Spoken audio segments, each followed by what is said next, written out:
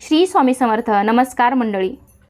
यंदा रक्षाबंधन नेमकं कधी? 27 की 28 ऑगस्टला.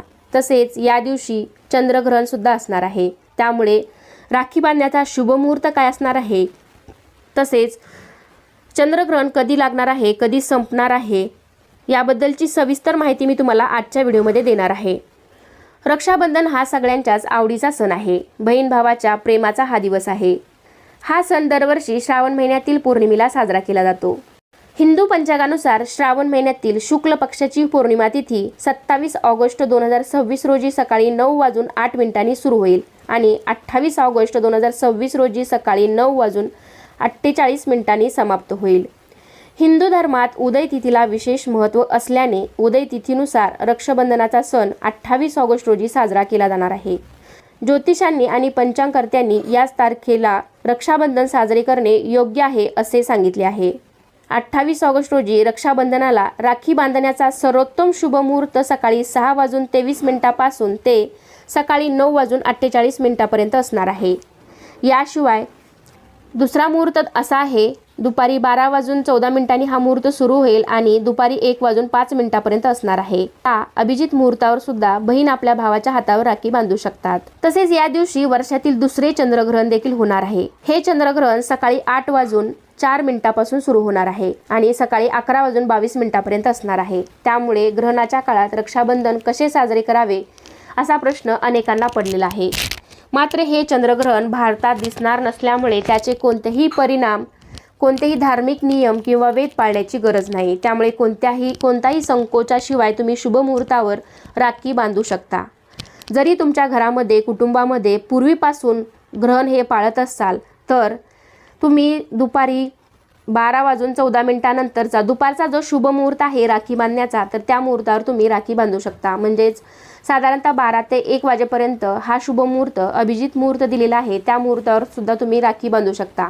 तसेच 28 ऑगस्ट रोजी शुक्रवारी राहुकाळ सुद्धा असणार आहे. म्हणजेच यंदा रक्षाबंधनावर चंद्रग्रहण तसेच राहुकाळाची सुद्धा सावली असणार आहे. म्हणजेच आपल्याला राखी बांधण्याचा शुभ मुहूर्त हा दुपारनंतरचा असणार आहे. म्हणजे तुम्ही दुपारी 12:30 नंतर राखी पौर्णिमा म्हणजेच रक्षाबंधनाचा सण हा साजरा करू शकता. तर राहुकाळाची वेळ अशी आहे, 28 ऑगस्ट रोजी शुक्रवारी सकाळी 10:46 राहुकाळ सुरू होईल. तो दुपारी 12:22 असणार आहे. धार्मिक मान्यतेनुसार राहुकाळात कोणतेही शुभ कार्य किंवा राखी बांधण्याचे विधी हे केले जात नाहीत. त्यामुळे तुम्ही सकाळी 10:46 पासून ते 12:22 राहुकाळामध्ये चुकूनही राखी बांधू नका. तसेच यंदा श्रावण पौर्णिमा तिथीवर भद्राची सावली असणार आहे का? धार्मिक मान्यतेनुसार भद्राची छाया असेल तर त्या काळात रक्षाबंधन साजरे केले जात नाही. म्हणजेच भद्रा काळात बहिणींनी भावाच्या मनगटावर राखी बांधू नये असं म्हटलं जातं. कारण भद्रा काळ अशुभ मानला जातो आणि या काळात कोणतेही शुभ कार्य केलं जात नाही. त्यामुळे दरवर्षी रक्षाबंधनाला भद्रा काळ हा आवर्जून पाळला जातो. तर भद्रा काळ हा अशुभ मानला जातो. त्यामुळे बहिणींनी आपल्या भावाच्या मनगटावर शुभ मुहूर्तावरच राखी बांधावी असं म्हटलं जातं. पण यावर्षी भद्रा काळ हा लवकरच संपतोय. त्यामुळे तुम्ही घाबरून जाण्याचं कोणतंही कारण नाही. मी आत्ता जो शुभ मुहूर्त सांगितला त्या मुहूर्तावरच तुम्ही आपल्या भावाच्या मनगटावर राखी बांधायची आहे. तर रक्षाबंधन या सणाला बहीण आपल्या भावाच्या मनगटावर राखी बांधते आणि त्याच्या दीर्घायुष्यासाठी, त्याच्या सुखसमृद्धीसाठी देवाकडे प्रार्थना करते.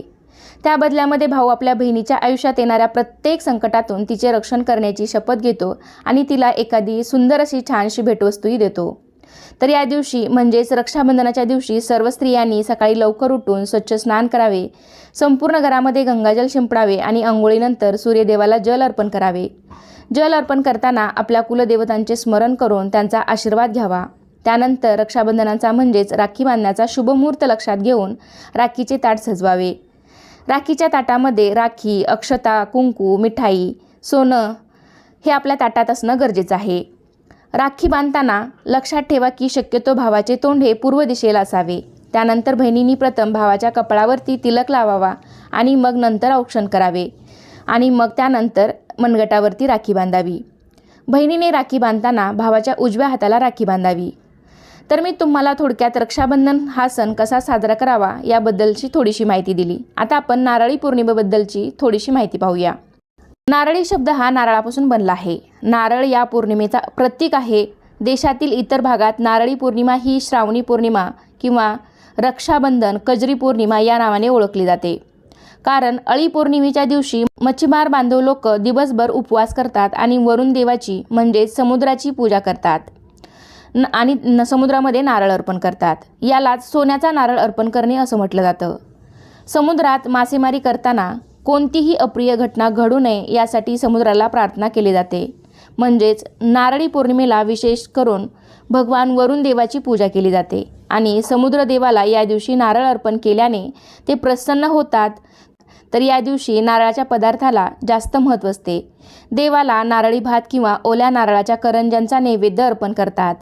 नारळ हे फळ शुभचक मानले जाते. तसेच ते सर्जन शक्तीचे प्रतीक मानले जाते. यामुळे समुद्राला नारळ अर्पण करताना तो पाण्यात फेकू नका, तर हळुवारपणे सोडावा.